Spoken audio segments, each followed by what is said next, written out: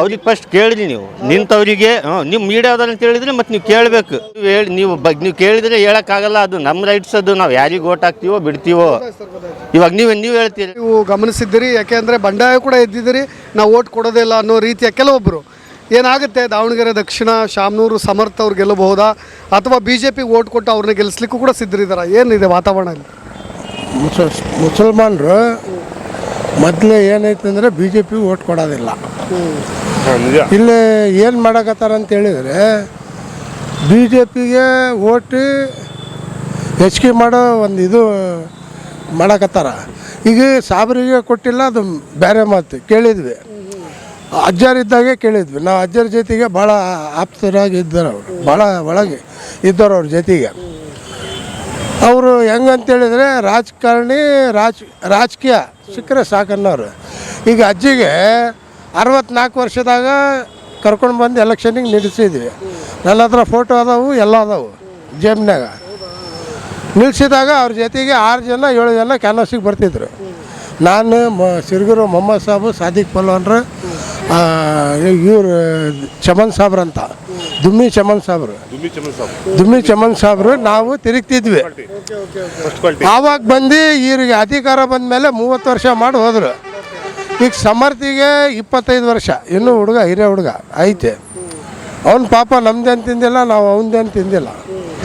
ಈಗ ನಾವು ಯಾಕೆ ಹೇಳಕತ್ತೀವಿ ಅಂತ ಹೇಳಿದ್ರೆ ಇನ್ನೂ ಅವನಿಗೆ ಲೈಫ್ ಇತ್ತು. ಇವರು SS ಮಲ್ಲಿಕಾರ್ಜುನ್ ಅವರು ದೊಡ್ಡ ಮನಸ್ಸು ಮಾಡಿ ಸಾಬ್ರಿಗೆ ನಾವು ಭಾಳ 30 ವರ್ಷದಿಂದ ದುಡಿಸ್ಕೊಂಡಿದ್ದೀವಿ. ಸಾಬ್ರಿಗೆ ಒಂದು ನಾವು ಇದು ಕೊಟ್ಟು ಅವ್ರ ಜೊತೆಗಿದ್ದು ನಾವು ಮಾಡೋಣ ಅಂತೇಳಿ ಮಾಡಬೇಕಿತ್ತು. ಅವರು ಮಾಡಿಲ್ಲ. ಆ ಮಾಡಿಲ್ಲದಕ್ಕೆ ಕಾರಣ ಜನರಲ್ಲಿ ಒಂದು ಹೆಚ್ಚು ಕಡಿಮೆ ಒಂದು 60ರಿಂದ 70% ಜನ ಬೇಯಿಸಿದ್ದಾರೆ. ಈಗ ನಮ್ದ್ರಾಗ ಹೆಂಗಂತೇಳಿದರೆ ಅವರು MP ಎಲೆಕ್ಷನ್ನಿಗೆ ಪ್ರಭಾ ಮಲ್ಲಿಕಾರ್ಜುನ್ ಅವ್ರು ನಿಂತಿದ್ರಲ್ಲ. ಪ್ರಭಾ ಮಲ್ಲಿಕಾರ್ಜುನ್ ಅವ್ರು ನಿಂತಾಗ ಎಲ್ಲ ಕಡೆ BJP ಲೀಡ್ ಬಂತು. ಈ ಸೈಡಿಂದ ಡಬ್ಬಿ ಹೊಡೆದ ಮೇಲೆ ಅವ್ರ ಮುಖದ ಮೇಲೆ ಸ್ವಲ್ಪ ನಗು ಬಂತು. ಎಲ್ಲ ಕಡೆ ಹೋಗಿ ಆಗಲಿ 50,000 ಚಿಲ್ಲರೆ ಲೀಡ್ ಇದ್ದಿದ್ದು ಹೋಗಿ 0 ಆಗಿದ್ರು ಆಗಲೇ. ಆದಾಗ ಇಲ್ಲಿ ಡಬ್ಬಿ ಹೊಡೆದ ಮೇಲೆ ಅವ್ರು ಗೆದ್ದರು. 45,000 48,000ದಿಂದ ಗೆದ್ದರು ಅವರು. MP ಎಲೆಕ್ಷನ್ ನಾವು ನೀವು ಗೆಲ್ಲರಪ್ಪ, ನಾವು ಇಲ್ಲ ಅನ್ನೋದಿಲ್ಲ. ಈಗ ನಿಮ್ಮ ಮನ್ಯಾಗ ಒಂದು ಆಲ್ರೆಡಿ ಮಿನಿಸ್ಟ್ರಿ ಇದೆ, ಮತ್ತೊಂದು MP ಇದೆ, ನಮಗೊಂದು ಅವಕಾಶ ಮಾಡಿಕೊಡ್ರಿ. ನಾವು ಇಲ್ಲಿ ಹೆಚ್ಚು ಕಡಿಮೆ ಒಂದು 86,000 ನಮ್ಮ ಓಟ್ ಅದಾವೆ. ಇವತ್ತಿನ ಪೇಪರ್ ನೋಡಿದೆ ಅದು 64,000 ಅಂತ ಹಾಕ್ಯಾರ. ಅದು ಸುಳ್ಳು. ಈಗ ಸೇರಿಸಿರೋದು ಎಲ್ಲ ಸೇರಿದರೆ 80,000 ಚಿಲ್ಲರೆ ಓಟ್ ಅದಾವೆ. ಈಗ ನಮಗೊಂದು ಪ್ರಿಫರೆನ್ಸ್ ಕೊಡ್ರಿ. ಅಹಿಂದಕ್ಕಂತ ಕೇಳಿದ್ರೆ ಸಾಬ್ರಿಗೂ ಅಂತನೂ ಅಲ್ಲ, ನಮಗಿಲ್ಲಾದರೆ ಅಹಿಂದಕ್ಕೆ ಕೊಡ್ರಿ. ಅವನಿಂದ ಸಣ್ಣ ಹುಡುಗ, ಅವನ ಹತ್ರ ಹೋಗಿ ನಿಂದಿರ್ಬೇಕನ್ನ ಅನ್ನೋ ಮಾತು. ಈಗ ಅವ್ರು ಏನು ಅನ್ನಕತ್ತಾರ ಅಂತೇಳಿದರೆ, ಇದು ನಮ್ಮ ಅಜ್ಜ ತೀರ್ಕೊಂಡಿದ್ದಾರೆ, ಗಂಡಜ್ಜ ತೀರ್ಕೊಂಡಿದ್ದಾರೆ, ನಾನು ನಿಂದಿರ್ತೀನಿ ಅಂತ ಸಮರ್ಥ ಬರಕತ್ತಾನ. ಅವರು ಹೈಕಮಾಂಡಿಂದ ಈಗ ಇಲ್ಲಿ ಮೇನ್ ಏನಂತೇಳಿದರೆ ಹೈಕಮಾಂಡ್ ಬಂದು ಓಟ್ ಹಾಕಲ್ಲ, ಪಾರ್ಟಿ ಬಂದು ಓಟ್ ಹಾಕಲ್ಲ, ಪಬ್ಲಿಕ್ ಓಟ್ ಹಾಕೋದು. ಇವ್ರು ಎಂಥ ಕೆಲಸ ಮಾಡಕತ್ತಾರ ಅಂತ ಹೇಳಿದರೆ, ಈ ಬೇವಿನ ಬೀಜವನ್ನು ಬಿತ್ತಿ ಬೆಲ್ಲದ ಕಟ್ಟೆಯನ್ನು ಕಟ್ಟಿ ಅದರ ಮೇಲೆ ಜೇನು ಮಳೆ ಸುರಿದರೆ ಅದರ ವಿಷ ಹೋಗುವುದೇನಯ್ಯ ಸರ್ವಜ್ಞ ಅಂತಾರೆ. ಇದು ಯಾಕೆ ಹೇಳಕತ್ತೀನಿ ಅಂತ ಹೇಳಿದರೆ, ನಿಮಗೆ ಮನಸ್ಸಿನಾಗ ಎಲ್ಲರದ್ದು ಬೇವಿನ ಬೀಜ ಬಿತ್ಬಿಟ್ಟಾರ ಅವ್ರು. ಈಗ ಅದಕ್ಕೆ ಹೈಕಮಾಂಡಿಂದ ಲೀಡರ್ಗಳಿಗೆ ಕರ್ಕೊಂಡು ಬಂದು ಬೆಲ್ಲದ ಕಟ್ಟಿ ಅದ್ರ ಮೇಲೆ ಜೇನು ಮಳೆ ಸುರಿದ್ರೂ ಏನಾಗೋದೈತಿ, ಅದು ವಿಷ ಇದ್ದೇ ಇರುತ್ತೆ. ಕೆಲವರಲ್ಲಿ ಇವ್ರು ದುಡ್ಡು ಸುರಿದು ಎಲೆಕ್ಷನ್ ಮಾಡ್ತೀನಿ, ಅದು ಮಾಡ್ತೀನಿ ಮೊದಲೇ ಇದ್ವು. ಈಗಿನ ಜನ ಏನಂತೇಳಿದರೆ ಎಲ್ಲ ಸೆಂಟ್ರಲಿಂದ ಹಿಡಿದು ಲೋಕಲ್ವರೆಗೂ ನೋಡಿದಿರಿ ನೀವು. ನ್ಯೂಸ್ನವ್ರು ನಿಮಗೇನು ಹೇಳೋ ಅವಶ್ಯಕತೆ ಇಲ್ಲ. ಈಗ BJP ಅವ್ರು ನೋಡಿದರೆ ಹಿಂಗೆ ಮಾಡ್ತಾರೆ ಸಾಬ್ರಿಗೆ. ಈ ಕಾಂಗ್ರೆಸ್ನವ್ರು ಏನಂದರೆ BJP ಅವ್ರು ಏನಂದರೆ ಎದ್ರ ಬದ್ರ ಹೊಡೆದಾಟಕ್ಕೆ ಬರೋರು. ಕಾಂಗ್ರೆಸ್ನವ್ರು ಹೆಂಗಂದ್ರೆ ಊಟ ಮಾಡಿ ಮಲಗಿಸಿ ತಲೆ ಮೇಲೆ ಕಲ್ಲ ತಾಗಾರ ಅಂತಾರೆ ಕಾಂಗ್ರೆಸ್. ಆಗಲಿ ಈಗ ಆಗ್ತವತ್ತು. ಈಗ ಅದು ಪಾರ್ಟಿ ಒಂದು ಮಾಡ್ಕೊಂಬಂದೀವಿ, ಮಾಡೋಣ ಅಂತೇಳಿ ಮಾಡ್ಕೊಂಬಂದ್ವಿ. ಆದ್ರೂ ನಮ್ಮ ಮೇಲೆ ಅನ್ಯಾಯ ಆಗಿದೆ ಸಾಬ್ರಿಗೆ. ಜಬ್ಬಾರ್ ಸಾಬ್ ಇದ್ರು, ಸಾದಿಕ್ ಪಲ್ವಾನ್ ಇದ್ದರು, ಆಮೇಲೆ ಖಾಲಿದ್ ಇದ್ರು, ಇಬ್ಬರು ಯಾರು ಇಬ್ರಾಹಿಂ ಖಲೀಲುಲ್ಲಾನು ಕೇಳಿದಂತೆ. ಎಲ್ಲರೂ ಕೇಳಿದಾರ. ನಾವು ಯಾರಿಗಾರ ಕೊಡಪ್ಪ, ನಾವು ದುಡಿತೀವಿ, ದುಡಿಯೋದೇನು ನಮ್ಗೆ ತಪ್ಪಿಲ್ಲ ಅಂತ ನಾವು ಹೇಳಿದ್ವಿ. ಈಗ ಇದು ಸ್ಮಾರ್ಟ್ ಸಿಟಿ ಹೋಗಿತ್ತು, ಮಂಡಕ್ಕಿ ಬಟ್ಟೆ ಲೇಔಟಿಗೆ ಸ್ಮಾರ್ಟ್ ಸಿಟಿ ತೋರಿಸಿದ್ರು ಇವರು. ತೋರಿಸಿ 372 ಕೋಟಿ ದುಡ್ಡು ಇಲ್ಲಿಂದ ತಗೊಂಡೋಗಿ ದಕ್ಷಿಣಕ್ಕೆ ಹಾಕ್ಕೊಂಡ್ರು, ಉತ್ತರಕ್ಕೆ ಹಾಕ್ಕೊಂಡ್ರೆ. ಇಲ್ಲಿದ ದುಡ್ಡು ತೊಗೊಂಡೋಗಿ ಹೊಸ ಬಸ್ ಸ್ಟ್ಯಾಂಡ್, ಅಲ್ಲಿನ ರೋಡ್ಗಳು ಅಲ್ಲೇ ಫಾರಿನ್ ಮಾಡ್ದಂಗೆ ಮಾಡಿದ್ರು. ಇಲ್ಲೇ ಬಂದು ಇಲ್ಲಿ ಒಂದು ಶಾಲೆ ಆಸ್ಪತ್ರೆ ಕಟ್ಟಿ ಜನ ಓಲೈಕೆ ಮಾಡಿ, ಇಲ್ಲಪ್ಪ ನೀವು ನಾವು ಎಲ್ಲ ಒಂದೇ, ನೀವು ನಮಗೆ 30 ವರ್ಷದಿಂದ ದುಡ್ದಿರ ಅಂತೇಳಿ ಎಸ್ ಮಲ್ಲಿಕಾರ್ಜುನ್ ಹೇಳಬೇಕಿತ್ತು. ಅದು ದೊಡ್ಡತನ ಅವ್ರ ಹತ್ರ ಇಲ್ಲ ಮನಸ್ಸಿನಾಗ. ಅದು ದೊಡ್ಡತನ ಇದ್ದಿದ್ರೆ ಮುಸ್ಲಿಮನ್ರಿಗೆ ಇದು ಟಿಕೆಟ್ ಕೊಡಿಸಿ ಜೊತೆಗಿದ್ದು ಗೆಲ್ಲಿಸ್ಕೊಂಡು ಹೋಗಿದ್ರು. ನಮ್ಮ ಹೇಳೋ ಪುರ ಅದು ನೀವು ಹೇಳೋದು ಭಾಳ ಐತಿ. ನಾವು ಒಳಗಿದ್ದವ್ರೆ, ನಾವು ಭಾಳ ಹೇಳ್ತೀವಿ. ಹೇಳೋದಂದ್ರೆ ಈಗ ಸದ್ಯಕ್ಕೆ ಇಷ್ಟು ಹೇಳೀನಿ.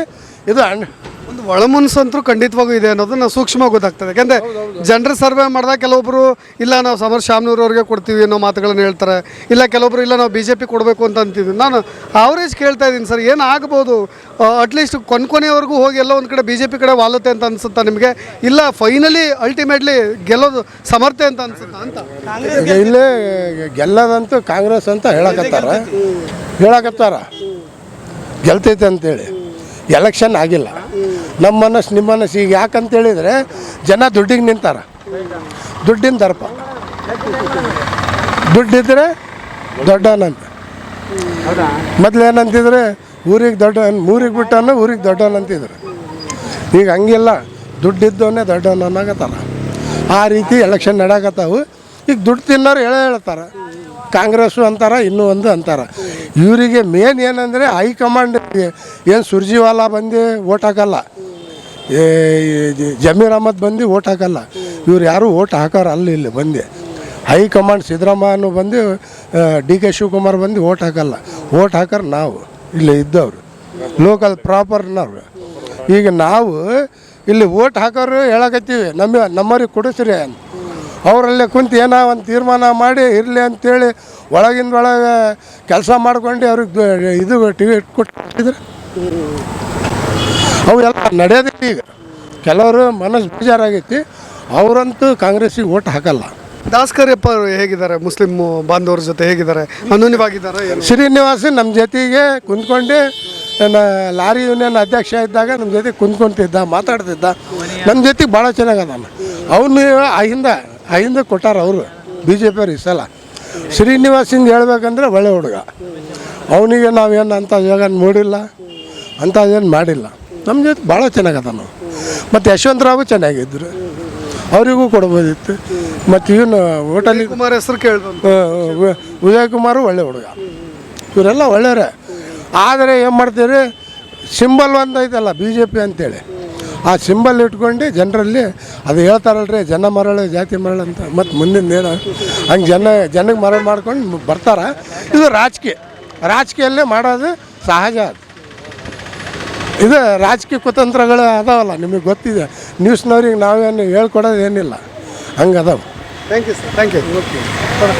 ಮಾತಾಡ್ತಾರೆ ಏನು ಹೇಳಿದ್ರು ಏನಾಗ್ಬೋದು ಅಂತ ನೋಡಿ. ಒಬ್ಬೊಬ್ಬರು ಒಂದೊಂದು ಮಾತುಗಳನ್ನು ಹೇಳ್ತಾರೆ. ಬಟ್ ಇಲ್ಲಿನ ಆಳ ಅಗಲಗಳನ್ನು ಇಲ್ಲಿರೋ ಲೋಕಲ್ಸ್ಗಳು ಅರ್ತಿರೋದ್ರಿಂದ ನಿಮ್ಮನ್ನು ಕೇಳ್ತಾ ಇದ್ದೀನಿ, ಏನಿದೆ ಅಲೆ ಯಾರ ಕಡೆ ಹೋಗಿದೆ ಅಂತ? ಏನಿಲ್ಲ, ಕಾಂಗ್ರೆಸ್ ಗೆದ್ದಿದ್ದೆ, ಕಾಂಗ್ರೆಸ್ಸೇ ಗೆಲ್ತಿತ್ತು. ಇಲ್ಲಿ ನಮ್ಮ ಜನಕ್ಕೆ ಕೊಡಬೇಕಾಯ್ತು, ಕೊಟ್ಟಿಲ್ಲ, ಬೇಸರ ಇದ್ದಾರೆ. ಏನಪ್ಪ ಅಂದರೆ ಅವ್ರು ಕೊಟ್ಟಿದ್ರೆ ಒಳ್ಳೇದಾಗ್ತಿತ್ತು, ಕೊಟ್ಟಿಲ್ಲ. ಇಲ್ಲಪ್ಪ ಅಂದರೂ ಒಂದು 5,000 ಲೀಡಿಂಗ್ನಾಗೆ ಕಾಂಗ್ರೆಸ್ಸಲ್ಲಿ ಗೆಲ್ಲೇಗಿರ್ತಿತ್ತು. ಓಕೆ ಅಂದರೆ 5,000 ಲೀಡಿಂದ ಯಾರು ಸಮರ್ ಶಾಮ್ನೂರು ಅಂತ? ಹಾಂ, ಗೆಲ್ತಾರೆ. ಅಂದರೆ ನಿಮ್ಮ ಸಮುದಾಯದವರು ಒಂದು ಕೋಪ ಹತಾಶೆ, ನಿಮ್ಮ ಓಟ್ಗಳೇ ಜಾಸ್ತಿ ಇರೋದ್ರಿಂದ ಅವೆಲ್ಲ ಡಿವೈಡ್ ಆಗುತ್ತೆ ಅಂತ ಅನ್ಸಲ್ಲ? ಇಲ್ಲ ಕೇಳಿದ್ರು, ಅವರು ಕೊಟ್ಟಿಲ್ಲ ಅಂತ ಜನ ಬೇಸರ ಇದ್ದಾರೆ. ಆದರೂ ಅವರು ಹಾಕಿದ್ದೆ ಕಾಂಗ್ರೆಸ್ಸಿಗೆ, ಗೆಲ್ಲೋದು ಕಾಂಗ್ರೆಸ್ಸು ಇಲ್ಲಿ. ಓಕೆ ಅಂದರೆ ಒಂದು ಯೂನಿಟಿ ಇದೆ ನಿಮ್ಮಲ್ಲಿ. ಇಷ್ಟೆಲ್ಲ ಆದಮೇಲೆ ಒಂದು ಯೂನಿಟಿ ಇದೆ. ನಿಮ್ಮ ಮುಸ್ಲಿಂ ಲೀಡರು ಜಮೀರ್ ಅಹಮದ್ ಅವ್ರನ್ನ ನಡೆಸ್ಕೊಂಡ ರೀತಿ ಬಗ್ಗೆನೂ ಏನು ಕೋಪ ಇಲ್ಲ? ಇಲ್ಲ, ಕೋಪ ಇದೆ. ಅವ್ರು ಹೇಳಿದ್ದಾರೆ. ಅವ್ರವರು ಫ್ರೆಂಡ್ಗಳು, SS ಮಲ್ಲಿಕಾರ್ಜುನ್, ಜಮೀರ್ ಅಹಮದ್ ಎಲ್ಲ ಫ್ರೆಂಡ್ಗಳು. ಅವ್ರು ಮಾತಾಡ್ಕೊಂತಾರೆ, ರಾಜಕೀಯದಾಗ ಇದ್ದೇ ಇರೋದು.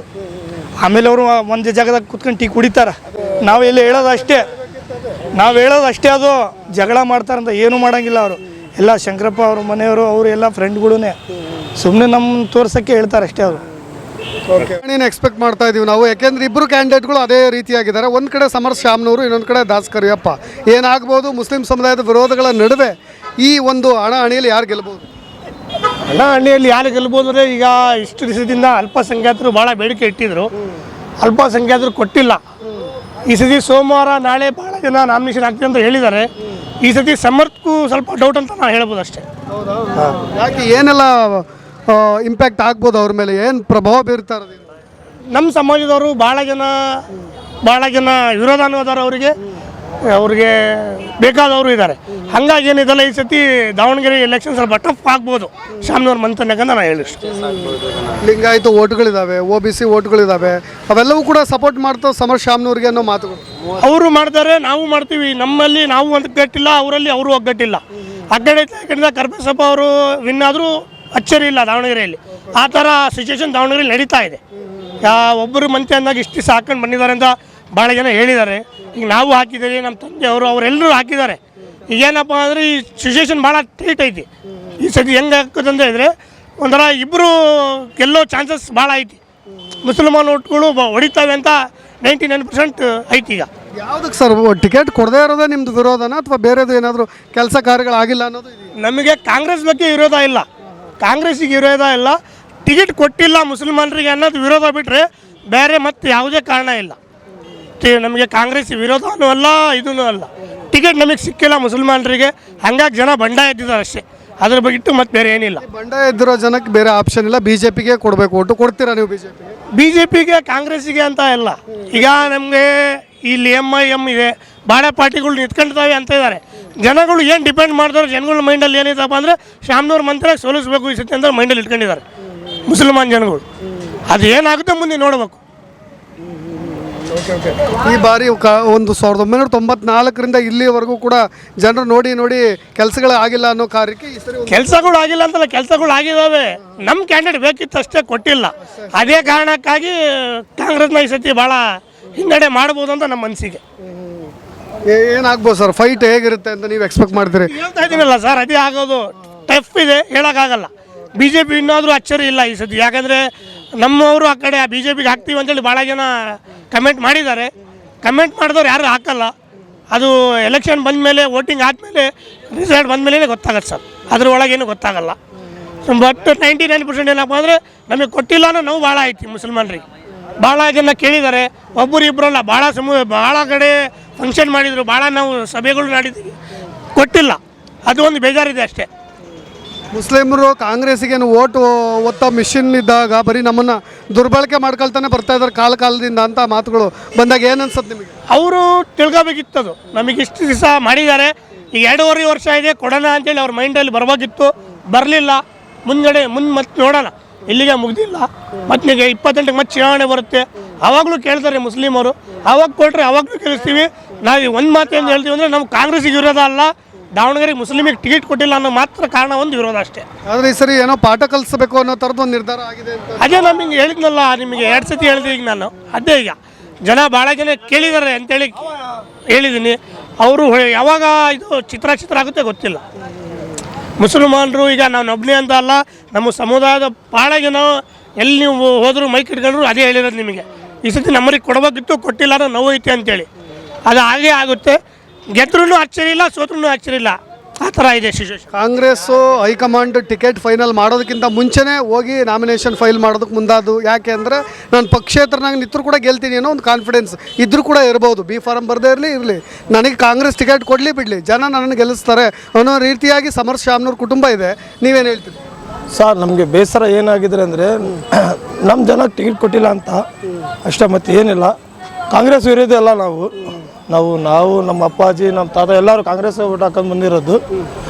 ನಮ್ಮ ದಕ್ಷಿಣ ಭಾಗಕ್ಕೆ ಏನಿದ್ರೆ ನಮ್ಮ ಜನಕ್ಕೆ ಕೊಡಬೇಕಂತ, ಅಹಿಂದ ವರ್ಗಕ್ಕೆ ಕೊಡಬೇಕು ಒಂದು, ಇಲ್ಲಾಂದರೆ ನಮ್ಮ ಜನಕ್ಕೆ ಕೊಡಬೇಕಂತ ನಮ್ಗೆ ಅಷ್ಟೇ ಇತ್ತು. ಅದು ಯಾವುದಕ್ಕೆ ಆಗಿಲ್ಲ, ಇನ್ನೂ ಐತಿ, ಇನ್ನೂ ಕನ್ಫರ್ಮ್ ಆಗಿಲ್ಲ. B ಫಾರ್ಮ್ ಕೊಟ್ಟಿರೋದು ಫೈನಲ್ ಆಗಿದ್ರೂ ನಮಗೆ ಬೇಸರ ಏನಂದ್ರೆ, ನಮ್ಮ ಜನಕ್ಕೆ ಕೊಟ್ಟಿಲ್ಲ ಅಷ್ಟೇ ಬೇಜಾರು. ಕಾಂಗ್ರೆಸ್ ವಿರೋಧಲ್ಲ ನಾವು ಏನು ಮಾಡ್ತೀವಿ, ಇವಾಗ ಜಬ್ಬರ್ ಸಭೆಗೆ ಕೊಡೋ ಅಂತ ನಮ್ಗೆ ಆಸೆ ಇತ್ತು, ಅವ್ರಿಗೆ ಕೊಟ್ಟಿಲ್ಲ.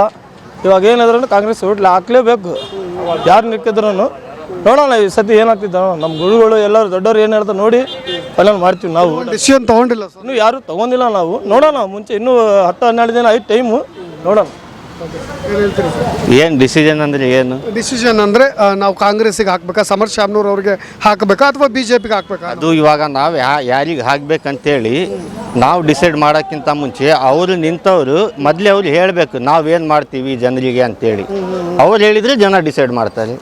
ನೀವು ಫಸ್ಟ್ ಅಂದ್ರೆ ಪ್ರಣಾಳಿಕೆ ರೀತಿ ಅಭಿವೃದ್ಧಿ ಮಾಡ್ಬೇಕಲ್ರಿ, ಏನು ಅಭಿವೃದ್ಧಿ ಮಾಡ್ಬೇಕಂತೇಳಿ ನೀವು ಅವ್ರಿಗೆ ಕೇಳಬೇಕು ಫಸ್ಟ್. ಯಾರು ಸರಿ ಅವರೇ ಕಾಂಗ್ರೆಸ್ನವರು ಇಲ್ಲೇ ಗೆದ್ದಿದ್ರೆ ನೀವು ಕೇಳಲಿಲ್ವಾ? ಜನರು ಕೇಳಲಿಲ್ಲ. ಅಲ್ರಿ, ಈಗ ಯಾರ ನಿಂತ್ಕೊಳ್ಳಿ, ಕಾಂಗ್ರೆಸ್ನವರ ನಿಂತ್ಕೊಳ್ಳಿ, BJPನವರ ನಿಂತ್ಕೊಳ್ಳಿ, ಅಭಿವೃದ್ಧಿ ಯಾರು ಮಾಡ್ತಾರೆ ಅಂತೇಳಿ ಫಸ್ಟ್ ಹೋಗಿ ನೀವು ಅವ್ರಿಗೆ ಕೇಳ್ರಿ, ಆಮೇಲೆ ಜನ ನಿಮಗೆ ಏನಂತ ಹೇಳ್ತಾರೆ. ರಾಜಕಾರಣಿಗಳು ನಂಬಿದ್ರೆ ಸತ್ಯ ಹೇಳ್ತಾರೆ ಅಂತ ಅನ್ಸುತ್ತೆ. ಅಟ್ಲೀಸ್ಟ್ ನಿಮ್ಮ ಕಣ್ಣೆದ್ರಿಗೆ ನಿಮಗೆ ಗೆದ್ದಿದ ಮೇಲೆ ಮಾಡಿಲ್ಲ ಅಂತ ಹೇಳಿದ್ರೆ ಅವ್ರಿಗೆ ಕಾಣಿಸುತ್ತಲ್ಲ, ಗೆದ್ದ ಮೇಲೆ 5 ವರ್ಷ ಆಳ್ವಿಕೆ ನಡೆಸಬೇಕು. ಮಾಡಿಲ್ಲ ಅಂತ ಹೇಳಿದ್ರೆ ಅವ್ರಿಗೆ ಏನಾರ ಒಂದು ಕ್ರಮ ತಗೋಬೇಕಂತೇಳಿ ಅವ್ರ ಬಾಯಿಂದ ಹೇಳಿ ತಗೊಳ್ಳಿ.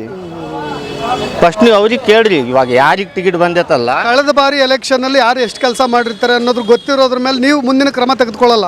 ನಾನು ಯಾರಿಗೆ ಓಟ್ ಕೊಡಬೇಕು, ಓಟ್ ಕೊಡಬಾರ್ದು ಎಲ್ಲ ಕಳೆದ ಬಾರಿದಲ್ಲ, ಯಾವಾಗಾರ ಆಗಲಿ ಬರೀ ಇದೇ ಆಗೋದು. ಗೆಲ್ತಾರೆ, ಫಸ್ಟಿಗೆ ಹೇಳ್ತಾರೆ, ಆಮೇಲೆ ಏನು ಮಾಡಲ್ಲ. ಇವಾಗ ನಿಂತಾರ ಅವ್ರಿಗೆ ಫಸ್ಟ್ ಕೇಳ್ರಿ ನೀವು. ನಿಂತವರಿಗೆ ನಿಮ್ಮ ಮೀಡಿಯಾದವ್ರು ಅಂತ ಹೇಳಿದ್ರೆ ಮತ್ತೆ ನೀವು ಕೇಳಬೇಕು, ಕರೆಕ್ಟಾ? ನೀವೇ ಕೇಳಬೇಕು. ನೀವು ಹೋಗಿ ಇವಾಗ ಜನ ನಿಮಗೆ ಓಟ್ ಹಾಕ್ಬೇಕಂತ ಹೇಳಿದರೆ ನೀವು ಅವ್ರಿಗೆ ಜನರಿಗೆ ಏನು ಮಾಡ್ತೀರಾ? ಇಲ್ಲ ಅಭಿವೃದ್ಧಿ ಆಗಿಲ್ಲ, ನೀವು ಮಾಡ್ತೀರಾ? ಇಲ್ಲ. ಅದು ನೀವು ಫಸ್ಟಲ್ಲಿ ಅವ್ರಿಗೆ ಕೇಳಿರಿ, ಅವ್ರು ನಾವು ಮಾಡ್ತೀವಿ, ನಾವು ಗ್ಯಾರಂಟಿ ಕೊಡ್ತೀವಿ, ನಾವು ಮಾಡಿಲ್ಲ ಅಂತ ಹೇಳಿದರೆ ನಮಗೆ ಏನಾರ ಒಂದು ಕ್ರಮ ತಗೊಳ್ಳಿ, ಇಲ್ಲ ನಾವು ಸೀಟ್ ಬಿಟ್ಟು ಇಳಿತೀವಿ ಅವ್ರು ಹೇಳಿದರೆ ಜನ ಏನಂತೇಳಿ ಹೇಳ್ತಾರೆ. ಇವಾಗ ನೀವು ಹಂಗೆ ಬಂದು ಯಾರಿಗೆ ಮಾಡ್ತಾರೆ ಅಂತೇಳಿ ನೀವು ಕೇಳಂಗಿಲ್ಲ. ನಿಮ್ಮ ಪರ್ಸನಲ್ ಡಿಸಿಷನ್ ಅದು, ನೀವು ಯಾರಿಗೆ ಬೇಕಾದರೂ ಮಾಡ್ಬೋದು. ಬಟ್ ಆದರೆ ಇಲ್ಲಿನ ಜನಾಭಿಪ್ರಾಯ ಏನಿದೆ ಅಂತ ಅನ್ಸುತ್ತೆ. ನಿಮ್ಮದು ಪರ್ಸನಲ್ಲೇ ಅದು ಗೊತ್ತಾಯ್ತು. ನನಗೆ ಓವರ್ ಆಲ್ ಜನಾಭಿಪ್ರಾಯ ಏನಿದೆ ಅಂತ ಕೇಳ್ತೇನೆ. ಅಂದಾಜು ಒಂದು ಪ್ರೆಡಿಕ್ಷನ್ ಮಾಡ್ಬೋದಲ್ವಾ? BJP ಗೆಲ್ಲುತ್ತಾ ಕಾಂಗ್ರೆಸ್? ಅದೇ ರೀ, ಜನ ಅಭಿಪ್ರಾಯ ಏನಂತ ಹೇಳಿದ್ರೆ ನಿಮಗೆ ಅದೇ ಹೇಳಕತ್ತಿರೋದು. ಅಭಿವೃದ್ಧಿ ಯಾರು ಮಾಡ್ತೀನಿ ಅಂತೇಳಿ ಹೇಳ್ತಾರೋ ಆಮೇಲೆ ಜನ ಮಾತಾಡ್ತಾರೆ. Okay okay okay. ಇವಾಗ ನೀವು ಕೇಳಿದರೆ ಹೇಳೋಕ್ಕಾಗಲ್ಲ, ಅದು ನಮ್ಮ ರೈಟ್ಸ್. ಅದು ನಾವು ಯಾರಿಗೆ ಓಟ್ ಹಾಕ್ತೀವೋ ಬಿಡ್ತೀವೋ. ಇವಾಗ ನೀವು ಹೇಳ್ತೀರಿ ಅಂದರೆ ಯಾರಿಗೆ ಓಟ್ ಹಾಕ್ತೀರಿ ನೀವು?